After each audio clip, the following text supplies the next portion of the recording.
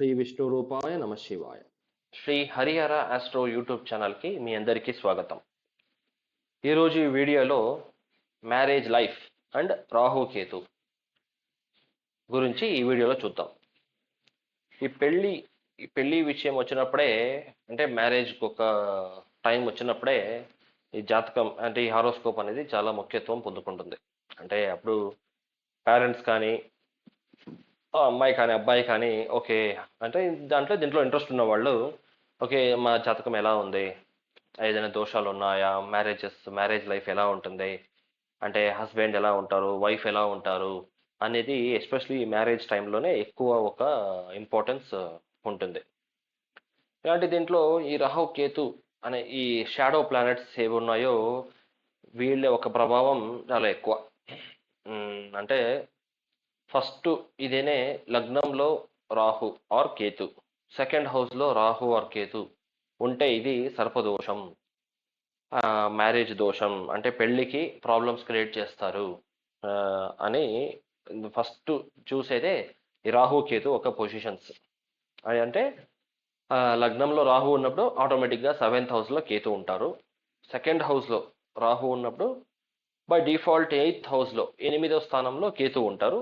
Reverse కూడా లగ్నంలో కేతు ఉంటే 7వ స్థానంలో రాహు, సెకండ్ హౌస్లో కేతు ఉంటే 8వ ఇంట్లో రాహు.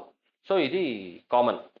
దీన్ని లగ్నం నుంచే కాకుండా రాశి నుంచి కూడా చూడాలి. రాశి నుంచి కూడా ఒక 30-40% దానికి ఇంపార్టెన్స్ ఇవ్వాలి, వెయిటేజ్ ఇవ్వాలి. అంటే రాశి అంటే మన చంద్రుడు ఎక్కడున్నారో, చంద్రుడు ఉన్న స్థానంలోనే రాహు, దానికి ఆపోజిట్ నేర్ ఆపోజిట్ 7th హౌస్లో కేతు, చంద్రుడికి పక్కిల్లు సెకండ్ హౌస్లో రాహు, 8th హౌస్లో కేతు ఉంటే అది కూడా ఈ సర్పదోషం, ఈ మ్యారేజ్ ప్రాబ్లం కేటగిరీ కిందే వస్తుంది. సో లగ్నం ఫస్ట్, లగ్నం మెయిన్ ఇంపార్టెన్స్, రాశికి కూడా 30-40% ఇంపార్టెన్స్ ఇవ్వాలి. సో ఏమవుతుంది, ఇట్లా జాతకం చూసినప్పుడు ఓకే లగ్నంలో రాహు ఉంది, 7వ స్థానంలో కేతు ఉందంటే ఇది మ్యారేజ్ ప్రాబ్లం, ఇది వద్దు, ఈ జాతకం మీకు మ్యాచ్ అవ్వదు అని జస్ట్ పైన చూసేసి వదిలేస్తారు. బట్ అస్ట్రాలజీలో ఏంటంటే ఈ ఒక్క ఇదే కాదు, ఏ రూల్ అయినా కానీ ఒక రూల్ ఉంటే దానికి ఆ రూల్ కాదు అనడానికి చాలా రూల్స్ ఉంటాయి. అంటే ఇప్పుడు ఇలా ఉంటే దోషం, బట్ ఈ దోషం కాదు అనడానికి చాలా ఆప్షన్స్ ఉన్నాయి. అదేవిధంగా ఒక మంచి యోగం, గురు చంద్ర యోగం అంటే గజకేసరి యోగం, గురు అండ్ చంద్రుడు, అదొక 3 ఆప్షన్స్ ఉన్నాయి. అది కనెక్ట్ అయినప్పుడు, ఏదో ఒక విధంగా కనెక్ట్ అయినప్పుడు గజకేసరి యోగం, గురు చంద్ర యోగం అని ఉంటుంది. ఓకే జాతకంలో చాలా బాగుంది ఇది అని జస్ట్ పైన చూసినప్పుడే తెలిసిపోతుంది గురుచంద్ర యోగం. బట్ ఈ గురుచంద్ర యోగం పని చేయదు అన్నదానికి కూడా చాలా రీజన్స్ ఉన్నాయి. సో ఏ ఒక దోషమన కానీ ఒక యోగమన కానీ అది పని చేస్తుందా లేదా అని చూడడానికి చాలా చాలా ఆప్షన్స్ ఉన్నాయి. అది ఇన్ డెప్త్గా జాతకాన్ని హారోస్కోప్ని చూసినప్పుడే, అనాలిసిస్ చేసినప్పుడే అది అర్థమవుతుంది. సో అలాంటి ఈ ఈ సర్పదోషం, ఈ రాహుకేతు దోషం పనిచేస్తుందా లేదా అనే దానికి ముఖ్యమైన ఒక 3 రూల్స్ ఉన్నాయి, అంటే కాదు అనడానికి. ఫస్ట్, ఏ ఒక గ్రహమైనా కానీ తన పని తను పూర్తిగా చేయాలంటే తన ఒక దశ వస్తేనే ఆ ఒక గ్రహం 100% పనిచేస్తుంది. ఆ దశ రాలేదంటే అది గ్రహం పనిచేయదు. ఆ మిగతా గ్రహాల ఒక దశలో వచ్చే భుక్తి టైంలో ఈ ఏదైనా ఆ భుక్తి గ్రహం కాకుండా మిగతా గ్రహాలు ఒక 30% మాత్రమే పనిచేస్తుంది. అంటే ఏమర్థం అంటే, ఎగ్జాంపుల్ ఇప్పుడు లగ్నంలో రాహు ఉంది, రాహు దశ మీకు ఎప్పుడో చిన్న ఏజ్లో అయిపోయింది, బిఫోర్ మ్యారేజ్ అయిపోయింది. లేదంటే చాలా ఏజ్ తర్వాత, ఒక 70 ఇయర్స్ తర్వాత మీకు, అంటే ఏజ్ 70, మీకు ఒక 70 ఇయర్స్ అయిన తర్వాత రాహు దశ వచ్చే ఒక కేటగిరీలో మీరు ఉన్నారంటే ఆ రాహు దశ పని చేయదు అనేది, అంటే రాహు ఆ లగ్నంలో ఉన్న రాహు ప్రాబ్లం క్రియేట్ చేయదు అనేది అర్థం. ఓకే దీన్ని ఎలా చూడాలి అంటే ఒక విత్ ఎగ్జాంపుల్ చెప్పుకుందాం. మీరు మేషలగ్నం, రాశి ఏదైనా ఉండొచ్చు, మేషలగ్నం, లగ్నంలోనే రాహు, 7th హౌస్ తులారాశిలో కేతు, మీరు పుట్టినది కుజుని ఒక నక్షత్రం లేదా చంద్రుని నక్షత్రం అని అనుకోండి. శ్రవణ నక్షత్రం, మకర రాశి, శ్రవణ నక్షత్రం 3వ పాదం. అప్పుడు ఏమవుతుంది, ఒక అప్రాక్సిమేట్ ఒక 4 ఇయర్స్ 5 ఇయర్స్ మీకు 4 ఇయర్స్ చంద్రదశ ఉంటుంది పుట్టినప్పుడు. 4 ఇయర్స్ తర్వాత కుజదశ ఉంటుంది. స్టార్ట్ అవుతుంది ఒక 7 ఇయర్స్, 11 ఇయర్స్ అప్పుడు మీకు ఏజ్ 11 ఇయర్స్కి అప్పుడు రాహు దశ స్టార్ట్ అవుతుంది. రాహు ఎంత 18 ఇయర్స్, 11 + 18 21 29 21 29 29 ఇయర్స్కి మీకు రాహు దశ కంప్లీట్ అయిపోతుంది. అప్పుడు మీరు కొంచెం ఆగి ఒక 30 ఇయర్స్లో, అంటే రాహు తర్వాత బృహస్పతి గురు దశ స్టార్ట్ అయి ఉంటుంది. అప్పుడు మీరు గురు దశ గురు భుక్తిలో గనక మీరు పెళ్లి చేసుకున్నారంటే మీకు ఈ లగ్నంలో, అంటే మేష లగ్నం, ఇది రాశి కాదు, సో లగ్నంలో ఉన్న రాహు, సప్తమ స్థానం 7వ ఇంట్లో ఉన్న కేతు మీకు ప్రాబ్లం క్రియేట్ చేయదు. ఎందుకంటే దాని తర్వాత రాహు దశ అయిపోయింది బిఫోర్ మ్యారేజ్, అంటే మీకు కొంచెం వెయిట్ చేసి పెళ్లి చేసుకున్నారు. 4 ఇయర్స్ చంద్రదశ, 7 ఇయర్స్ 7 ఇయర్స్ కుజుడు, అంటే 4 + 7 11, 11 + 18 21 29 ఇయర్స్కి. సో కరెక్ట్ 29 ఇయర్స్కి మీకు రాహు దశ అయిపోతుంది. మీరు కొంచెం వెయిట్ చేసి 30 ఇయర్స్లో మీకు పెళ్ళి అవుతుంది. పెళ్ళి అయినప్పుడు మీకు గురు దశ గురు భుక్తి మీకు అది రన్నింగ్లో ఉంటుంది. అప్పుడు మీకు రాహు కేతులు ఇది లగ్నంలో ఉన్నా కూడా మీకు అది ప్రాబ్లం క్రియేట్ చేయరు, ఎందుకంటే వాళ్ళ పీరియడ్ అయిపోయింది. నెక్స్ట్ వచ్చే కేతు ఇంకెప్పుడో వస్తారు, అంతే. గురు, శని, బుధుడు తర్వాతే కేతు. సో చాలా గ్యాప్ ఉంటుంది. అప్పటికి మీకు దాదాపు 70 ఇయర్స్ అయిపోయి ఉంటుంది. సో అప్పుడు వచ్చే కేతు ప్రాబ్లం అస్సలు దాన్ని పట్టించుకోవాల్సిన అవసరం లేదు. ఇంకా పర్టికులర్గా చెప్పాలంటే మీకు ఈ 30 ఇయర్స్ ఎప్పుడైతే మీకు పెళ్ళయిందో అప్పటి నుంచి దాదాపు ఒక 25 to 30 ఇయర్స్ లోపల ఈ రాహు కేతు దశ రాలేదంటే, రాహు కేతు ఎక్కడున్నా కూడా మీరు వరి అవ్వాల్సిన అవసరం లేదు. Not at all required. ఎందుకంటే దాని ముందు వచ్చే రాహు దశ కానీ కేతు దశ కానీ ప్రాబ్లం క్రియేట్ చేయదు. దాని తర్వాత వచ్చే మీకు అదే ఇంతకుముందు చెప్పినట్టు ఒక 30 ఇయర్స్లో మ్యారేజ్ అయింది. 30 + 30 60 ఇయర్స్. మీకు 60 ఇయర్స్ ఏజ్ ఉన్న పాటికి అప్పుడు ఏమైనా ఈ రాహు దశనో కేతు దశనో వస్తుందంటే దాని గురించి మీరు పట్టించుకోవాల్సిన అవసరం లేదు. అప్పుడు ఇలాంటి ప్రాబ్లమ్స్ క్రియేట్ చేయరు. ఇది ఫస్ట్ చాలా చాలా ఇంపార్టెంట్. ఎందుకంటే ఒక దశ వస్తేనే ఆ గ్రహం 100% పనిచేస్తుంది. ఇది ఫస్ట్ దీన్ని చూసుకోండి. సెకండ్, ఇప్పుడు ఇదే లగ్నం, మేష లగ్నం అని అనుకుందాం. మేష లగ్నంలోనే రాహు ఉన్నారు లేదా కేతు ఉన్నారు. ఆపోజిట్ ఇది తులా లగ్నంలో కేతు ఉన్నారు, ఆర్ వైస్ వర్స. ఇలాగే ఉంది. మీకు ఒక 28 27 ఇయర్స్లో మ్యారేజ్ అవుతుంది. మ్యారేజ్ అయినప్పుడు మీకు కుజదశ నడుస్తుంది. నెక్స్ట్ ఇమీడియట్గా మ్యారేజ్ అయిన తర్వాత ఒక 4 ఇయర్స్ 5 ఇయర్స్కి మీకు రాహు దశ స్టార్ట్ అవుతుంది. ఓకే, ఇప్పుడు వరి అవ్వాలా అంటే వరి అవ్వాలి.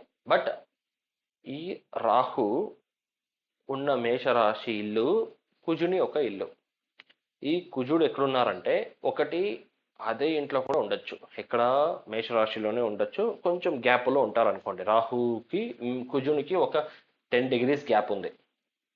అంటే ఏమర్థం, రాహుకి ఇల్లు ఇచ్చిన ఓనర్ పవర్ఫుల్గా ఉన్నారు అని ఒకటి. సెకండ్ పాయింట్, మేషరాశి కాబట్టి వృశ్చిక రాశిలో బృహస్పతి ఉన్నారు, గురు. ఈ గురు తన 5వ దృష్టి ద్వారా ఫిఫ్త్ రిఫ్లెక్షన్ ద్వారా మీ లగ్నాన్ని చూస్తున్నారు. లగ్నంలోనే మీకు కుజుడు ఉన్నాడు, రాహును ఉన్నారు. మీకు రాహు దశ పెళ్లి తర్వాత స్టార్ట్ అయ్యిందంటే ఈ బృహస్పతి ఒక దృష్టి వల్ల రాహు ఒక నెగటివ్ ఇంపాక్ట్ ఆల్మోస్ట్ డైల్యూట్ అయిపోతుంది. ఆల్మోస్ట్ అది పనిచేయదు. రాహు మీకు అప్పుడు మ్యారేజ్ లైఫ్ తర్వాత రాహు దశ వచ్చినా కూడా, అంటే మ్యారేజ్ అయిన తర్వాత రాహు దశ వచ్చినా కూడా ఈ రాహు మీకు ప్రాబ్లం క్రియేట్ చేయదు. ఎందుకంటే వృశ్చిక రాశిలో ఉన్న గురు ఇది ధనుష్ రాశిలో ఉన్న గురు. ఎందుకంటే వృశ్చిక రాశి 6వ రాశి అవుతుంది. సో ధనుష్లో ఉన్న గురు, ధనుషు, మకరం, కుంభం, మీనం, 5వ ఇల్లు మేషం. సో ధనుష్లో సొంత మూల త్రికోణ ఇంట్లో ఉన్న గురు, పవర్ఫుల్ గురు ఒక దృష్టి మేషరాశి మీద పడినప్పుడు, అక్కడున్న కుజుడు ప్లస్ రాహు మీద పడినప్పుడు ఈ రాహు మీకు ప్రాబ్లం క్రియేట్ చేయడు. 2 పాయింట్స్ ఇక్కడ. రాహుకి ఇల్లు ఇచ్చిన ఓనర్ కుజుడు పవర్ఫుల్గా ఉన్నారు, ప్లస్ పవర్ఫుల్ గురు తన 5వ దృష్టి ద్వారా ఈ రాహుని చూస్తున్నప్పుడు రాహు దశ వచ్చినా కూడా మీకు ఇంకా ఇది యోగ రాహుగా మారుతుందే కానీ ప్రాబ్లం క్రియేట్ చేయదు. సో గురు లేదంటే నెక్స్ట్ ఆప్షన్ ఇదే గురు ప్లస్ సెవెంత్ హౌస్, తుల రాశిలో శుక్రాచార్యులు ఉన్నారు, శుక్రుడు తనకు కూడా అది ఓన్ హౌస్. కేతుకి శుక్రునికి అదే విధంగా ఒక 7 డిగ్రీస్ 8 డిగ్రీస్ 10 డిగ్రీస్ గ్యాప్లో ఉన్నారు కేతు అండ్ శుక్రుడు ఇక్కడ తుల ఇంట్లో. అప్పుడేమవుతుంది, శుక్రాచార్యులు ఒక స్ట్రైట్ దృష్టి రాహు మీద పడినప్పుడు, ఇక్కడ ధనుష్ రాశి నుంచి గురువు చూస్తున్నప్పుడు ఈ రాహు మీకు 100% యోగ రాహు. అప్పుడు వచ్చే ఇలాంటి కండిషన్లో ఉన్న రాహు మీకు మ్యాక్సిమం పాజిటివ్ ఇంపాక్ట్ ఇచ్చి మ్యారేజ్ లైఫ్ ఏ డిస్టర్బెన్స్ లేకుండా ప్రొఫెషనల్గా మిమ్మల్ని చాలా ఒక మంచి స్థాయిలో 18 ఇయర్స్ ఒక సూపర్ దశలాగా మీకు వర్క్ అవుతుంది. ఎందుకంటే 3 పాయింట్స్: ఇంటి ఓనర్ పవర్ఫుల్గా ఉన్నారు, మంచి పొజిషన్లో నుంచి గురువు చూస్తున్నారు, మంచి పొజిషన్లో నుంచి శుక్రాచార్యులు చూస్తున్నారు, వీనస్. సో ఇలాంటి రాహు అద్భుతంగా పనిచేస్తుంది. ఎప్పుడు మీది లగ్నంలో రాహు ఉంటే. ఇదే విధంగా కేతుకు సపోజ్ ఇదే నేను రివర్స్గా కేతు అనుకోండి, కేతు ఉన్నప్పుడు కూడా కేతు దశ వస్తుందంటే with gurus and with Venus reflection Ketu ఎక్సలెంట్గా పనిచేస్తుంది. ఇదే విధంగా ఇది మీరు అన్ని లొకేషన్స్ కూడా మీరు దీన్ని చూసుకోవచ్చు. నెక్స్ట్ ఆప్షన్ మిథున లగ్నం. మిథున లగ్నం సో 7వ స్థానం ధనుర్ లగ్నం. వద్దు, ఇంకొక ఆప్షన్ తీసుకుందాం. మీరు మీన లగ్నం. మీన లగ్నం 7వ స్థానం కన్యా రాశి అంటే కన్యా ఇల్లు. మీకు లగ్నంలో కేతు 7వ ఇంట్లో రాహు. ఇప్పుడేమవుతుంది, ఒక గురువు ఒక దృష్టి లేదు, శుక్రాచార్యుల దృష్టి లేదు, బట్ మీకు పెళ్లి తర్వాత రాహు దశ ఆర్ కేతు దశ రాబోతుంది. ఇప్పుడు ఏమవుతుందంటే దాదాపు 50 to 60% ఈ రాహు అండ్ కేతు ఒక నెగటివ్ ఇంపాక్ట్ పనిచేయదు. ఎందుకంటే అది రాహు కేతు ఉన్న ఇల్లు ఒక మంచి శుభగ్రహాన్ని ఒక ఇల్లు, శుభగ్రహం పాజిటివ్ ప్లానెట్ ఒక ఇల్లు. మీనరాశి గురువు ఇల్లు, ఇక్కడ కన్యా రాశి బుధుని ఇల్లు. సో ఈ పాజిటివ్ ఇల్లు కాబట్టి ఈ ఇంట్లో ఉన్న నెగటివ్ ప్లానెట్స్ తన నెగటివ్నెస్ని దాదాపు 50% తగ్గించుకుంటారు. ఇది ఒకటి. ఇప్పుడు ఇదే విధంగా ఉన్న కేతు అంటే మీనంలో ఉన్న కేతుని ఇక్కడ 7వ ఇంట్లో కన్యా రాశిలో నుంచి బుధుడు చూసినా అంటే, ఎందుకంటే కన్యా రాశి బుధునికి ఉచ్చస్థానం, సొంత ఇల్లు, మూల త్రికోణం ఇల్లు ప్లస్ ఉచ్చస్థానం 3 ఒకే ఇంట్లోనే ఉంటుంది బుధునికి.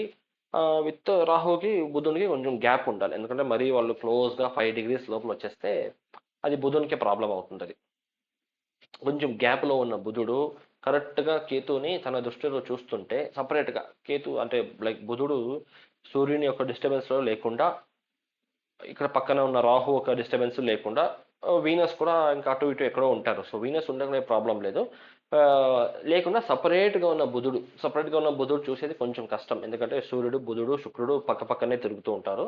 బట్ స్టిల్ బుధుడు సపరేట్గా ఉన్నప్పుడు ఈ బుధుడు ఏమైనా ఈ కేతుని చూస్తే అది ఇంకా మంచి కేతుగా పనిచేసి ఏదే విధంగా పర్సనల్ ప్రాబ్లమ్స్ ఇవ్వకుండా ఒక మంచి ఇంప్రూవ్మెంట్ని ఇస్తారు.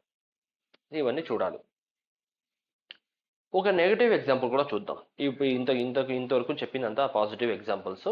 ఒక నెగటివ్ ఎగ్జాంపుల్, కటక లగ్నం 7వ స్థానం మకర రాశి, మకర ఇల్లు మీకు 7వ స్థానం, లగ్నంలో కేతు, 7వ ఇంట్లో రాహు. లేదంటే ఒక పని చేద్దాం, కటక లగ్నం 7వ స్థానం మకర ఇల్లే, 2వ స్థానం మీకు సింహ రాశి అవుతుంది, సింహ ఇల్లు 2వ స్థానం, 8వ ఇల్లు కుంభ లగ్నం, కుంభరాశి మీకు 8th హౌస్. ఇక్కడ 2వ స్థానంలో కేతు, 8th హౌస్లో రాహు. ఇప్పుడు మీకు రాహు దశ రాబోతుంది. ఇప్పుడేమవుతుంది, ఈ రాహుకి ఇల్లు ఇచ్చిన శని వృశ్చిక రాశిలో ఉన్నారు, లేదా లగ్నంలోనే కటక లగ్నంలోనే ఉన్నారు. ఎప్పుడేమవుతుంది, ఈ ఇలాంటి ఒక శని ఆర్ ఈవెన్ సింహ రాశిలో ఉన్నా కూడా శనికి ఇది అంత ఫేవరబుల్ ఇల్లు కాదు. ఏది కటకం కూడా ఆయనకి నచ్చిన ఇల్లు కాదు, సింహరాశి అస్సలు నచ్చిన ఇల్లు కాదు, వృశ్చిక రాశి కూడా తనకి ఒక ఎనిమి ఒక ఇల్లే. ఈవెన్ మేషరాశిలో ఆటోమేటిక్గా నిత్యస్థానం. సో ఓకే, ఎనీవేర్ అంటే శనికి ఇష్టం లేని ఇంట్లో, అంటే శని కొంచెం అప్పుడు అక్కడ వీక్గానే ఉంటారు. ఇలాంటి ఇల్లు శని, గురువు ఒక దృష్టి లేదు, శుక్రాచార్యుల యొక్క దృష్టి లేదు. ఎక్కడికి? మీ 8వ ఇంటికి. 8వ ఇంట్లో రాహు ఉన్నారు. ఇప్పుడు ఇలాంటి రాహు దశ వచ్చినప్పుడు ఇది కొంచెం క్రిటికలే. ఇది కటక లగ్నం, 2వ ఇంట్లో కేతు విత్ శని అండ్ 8వ ఇంట్లో రాహు. కేతు అండ్ శని కొంచెం గ్యాప్ ఉందని అనుకోండి. మరి క్లోజ్లో 5 డిగ్రీస్ 6 డిగ్రీస్ లేకుండా ఒక 15 డిగ్రీస్ గ్యాప్లో ఉందని అనుకుందాం. మస్త్ గ్యాప్లో ఉన్నా కూడా ఇది శనికి అంత ఫేవరబుల్ ఇల్లు కాదు. ఇప్పుడు ఇలాంటి పొజిషన్లో ఉన్న రాహు మీకు 8th house Rahu after marriage Rahu దశ వస్తుందంటే ఇది ప్రాబ్లం క్రియేట్ చేస్తుంది. ఎందుకంటే ఇక్కడ ఏ ఒక పాజిటివ్నెస్ కూడా ఇక్కడ లేదు అనే అర్థం. ఇల్లు ఇచ్చిన ఓనర్ అంత బెటర్ పొజిషన్లో లేదు. బృహస్పతి గురువు ఒక విజన్ దృష్టి లేదు. గురువు అక్కడే ఆ ఇంట్లో లేదు. శుక్రాచార్యులు లేదు.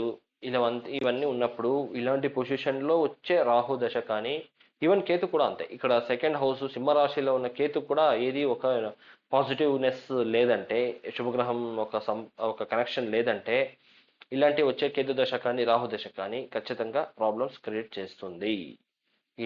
సో ఇవన్నీ చూసి ఫైనలైజ్ చేయాలి. ఇవంతా ఓకే, ఇలాంటి సిచ్యువేషన్స్ ఉన్నాయా లేదా అని చూసి తెలుసుకొనే ఈ రాహు కేతులో ఒక ప్రాబ్లమ్స్ క్రియేట్ అవుతుందా లేదా అని తెలుసుకోవాలి. ఇప్పుడు ఇదే ఎగ్జాంపుల్లో మీకు ఇట్లాంటి ఒక 2nd హౌస్ అంటే 8th హౌస్లో కేతు అండ్ రాహు ఉన్నా కూడా మీకు రాహు దశనో కేతు దశ రాలేదంటే అప్పుడు కూడా మీరు వరి అవ్వాల్సిన ఆప్షన్నే లేదు. నెగటివ్ ఒక ఫుల్ నెగటివ్ ఫామ్లోనే వీళ్ళు ఉన్నా కూడా వాళ్ళ దశ రాలేదంటే వాళ్ళు పనిచేయరు. మిగతా దశ మీకేదో ఇప్పుడు గురు దశ నడుస్తుంది, శుక్ర దశ నడుస్తుంది. ఈ శుక్ర దశలో వచ్చే రాహు భుక్తి కానీ లాస్ట్లో వచ్చే కేతు భుక్తి కానీ ఎక్కువ ప్రాబ్లం క్రియేట్ చేయదు. ఎందుకంటే వీళ్ళకి దశ వచ్చినప్పుడే 100% ఒక రెస్పాన్సిబిలిటీ ఉంటుంది. వాళ్ళు పనిచేయడానికి 100% పవర్ అప్పుడు దశ పీరియడ్లో మాత్రమే వస్తుంది ఏ గ్రహానికైనా సరే. సో ఇలాంటి కండిషన్స్ అన్ని చూసుకొని తర్వాత డిసైడ్ చేయాలి. ఓకే, నిజంగా ఈ రాహు కేతు దోషం ఉందా లేదా అన్నట్టు. ఇది అన్ని ఒక దోషానికి అన్ని ఒక యోగానికి కూడా ఇది అప్లికబుల్ అవుతుంది. సో ఇంత డీటెయిల్గా అనలైజ్ చేస్తేనే పర్టికులర్గా తెలుస్తుంది. సో ఇలాంటి ఒక ఇంపార్టెంట్ అండ్ చాలా క్రూషియల్ కాన్సెప్ట్స్ మన ఛానల్ ఇంకా రాబోయే వీడియోలో ఇంకా వస్తూ ఉంటాయి. దయచేసి మన ఛానల్కి సపోర్ట్ చేయండి. సో వీడియో చూసినందుకు థ్యాంక్ యూ.